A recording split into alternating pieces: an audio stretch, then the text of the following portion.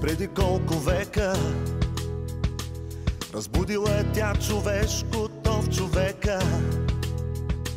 Но струва ми се в нощ студена от майчина целувка е родена.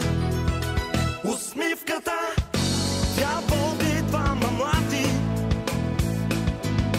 към върхове и звездопади. Усмивката със своята нишка лека човека тя привързва. Човека тя привързва към човека.